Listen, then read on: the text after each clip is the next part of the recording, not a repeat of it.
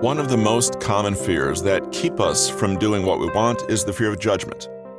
Fear in general is the quantity that keeps us frozen in our tracks, but judgment is a special kind of suffering we want to avoid.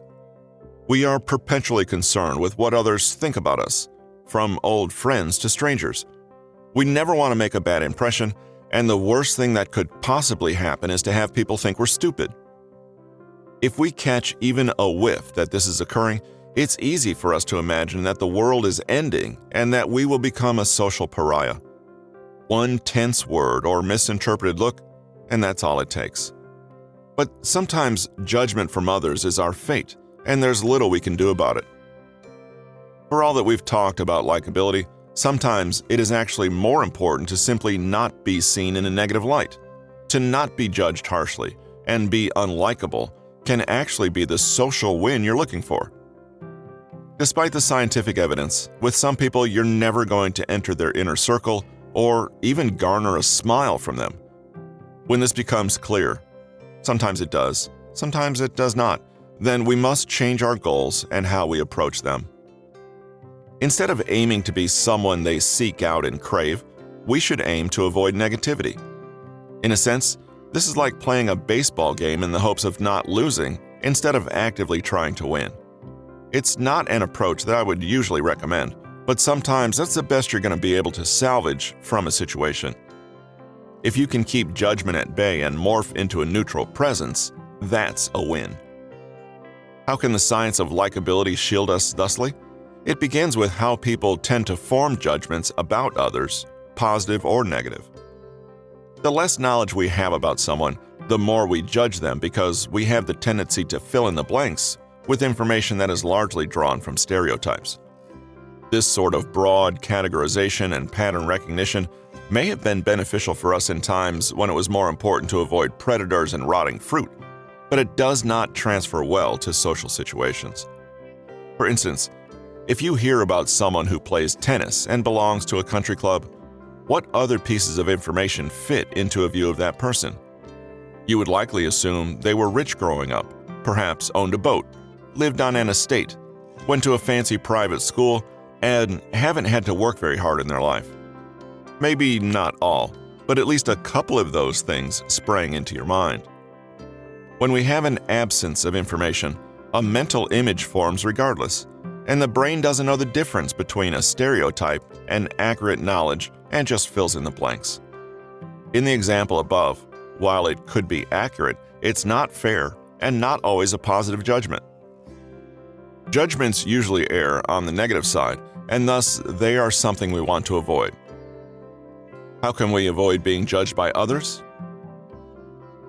No such thing as too much information. A 1989 study by Hilton and Fine called "The Role of Typical Diagnosticity in Stereotype-Based Judgment" set out to determine the cause of people's judgments, assumptions, and stereotyping. What made the brain immediately assign traits and a complete backstory to some people versus others? Why were some people so quick to jump to conclusions? It was found that the less information people had about a certain subject or person, the more they began to fill in the gaps with information that was stereotypical of a general representation. Like with the example of the tennis-playing country club goer. If you only had a limited set of information, you'll fill in the rest with your stereotype of a rich, preppy, affluent wasp with a white sweater knotted around their neck. We can even go further, as we surely have a detailed mental image, stereotype of this person. To prevent stereotyping and being instantly judged by others, the researchers found that simply providing details about the subject completely unrelated to the stereotype in mind diluted the stereotype and made people more likely to trust and like others. The more detail about the person, the better, even if it was completely random. When we have limited information, we assume a person is just the same as the most stereotypical representation that has those traits. The more someone's avatar gets filled out, the less able we are to fit them into those stereotypes. When we have more information about someone in any regard, we realize we can't define them by those one or two traits, and we cease stereotyping and judging. What does this mean for us? There is no such thing as too much information, TMI. You can make people like you more, judge you less, and emotionally invest in you more by providing seemingly useless and nonsensical details about your life. People like to make fun of TMI, but the reality is that TMI can ultimately make you more likable. TMI is the ability to allow people to accept you. Of course, preferably you share positive or neutral information about yourself. You become less of a threat and more of a known quantity. People become less suspicious of you and are more willing to give you the benefit of the doubt. By sharing seemingly trivial information about yourself, you allow people to feel like they know you, and they stop making assumptions. And again, it doesn't even matter if the details are relevant to your identity, career, non-threatening nature, or life. You can share your preference of glasses brand, your favorite color, or perhaps where you went to school. The more information about you that is out there, the less readily people can judge and stereotype you, simply because you can't fit into singular stereotypes anymore. For example, what if we learned that the person who plays tennis and belongs to a country club was poor growing up and went to college on a tennis scholarship? Also, they drive a 20-year-old car and learn tennis from watching television, not lessons.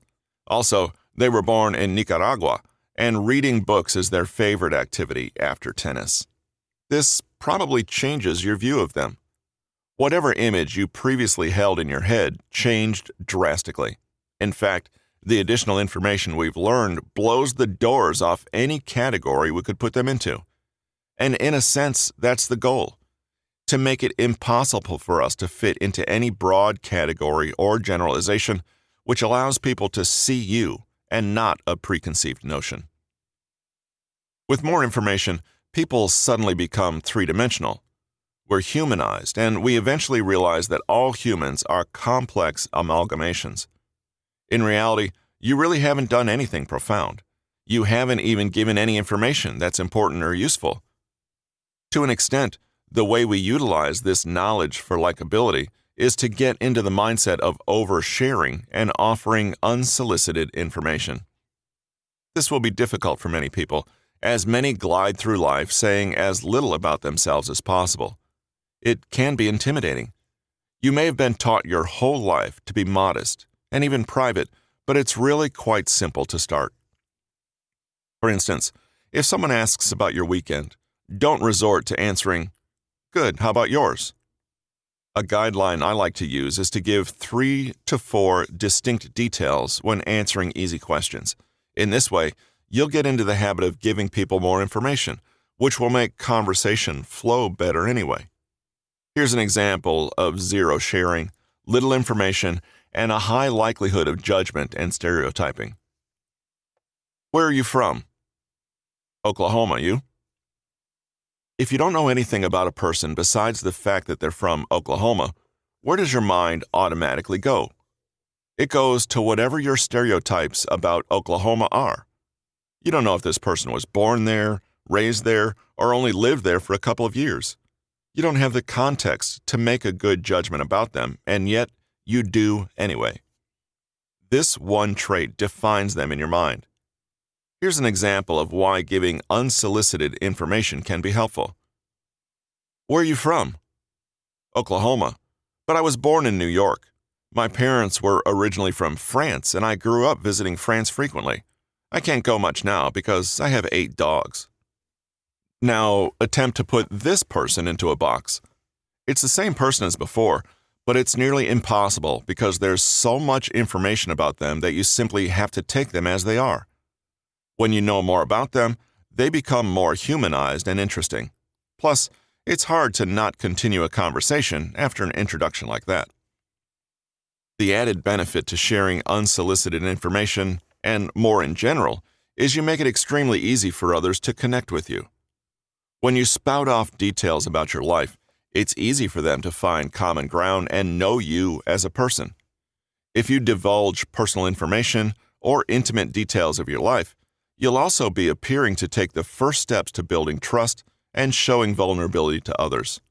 The more that's out there, the more there is for people to hook onto and relate to. There's nothing fundamentally wrong with stereotypes because we use them for convenience and efficiency. However, when we use them to prematurely judge others, it becomes a weakness and a large blow to your likability. Once again, the Pygmalion effect comes into play, and we cause people to live down to our expectations of them. In 1997, in The Experimental Generation of Interpersonal Closeness, a Procedure and Some Preliminary Findings, Arthur Aaron found that sharing did more than simply make you less susceptible to judgment from others. It creates emotional closeness and investment. In fact, the more intimate and invasive the information, the better. He split participants into two groups.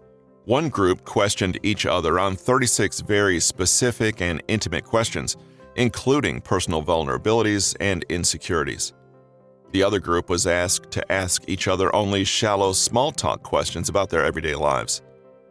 Here are some examples of the questions used. 1. Do you want to be famous? For what?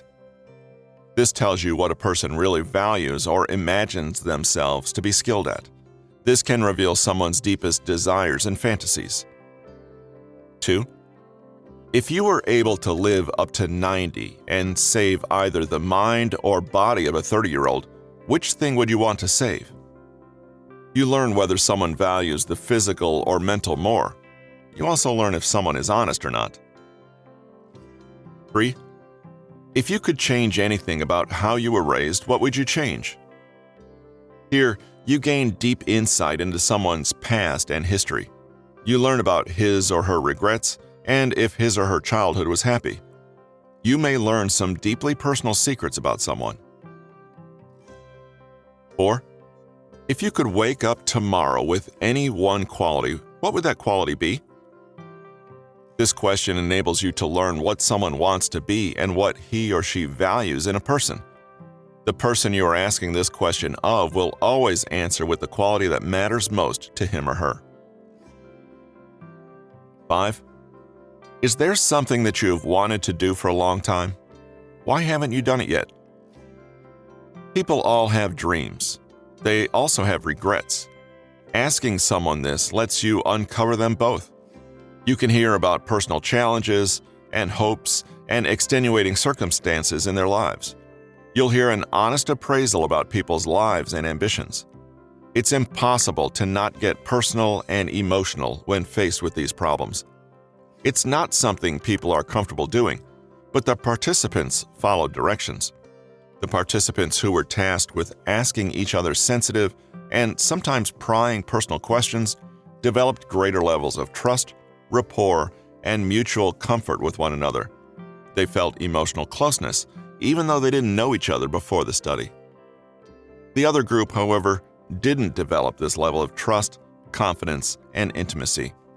They essentially remained at their initial level of emotional closeness. So when you share, other people stereotype and judge you less. When both parties share, feelings of mutual closeness and intimacy occur. Why does this happen on a practical level? Because while others may not have gone through the exact same events, there are always universal elements, and they can empathize with those. The more you share, the more you inevitably find common ground with others.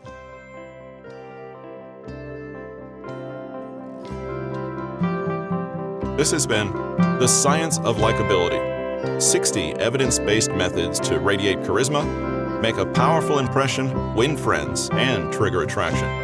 Written by Patrick King, narrated by Russell Newton. Copyright 2019 by Patrick King. Production copyright by Patrick King.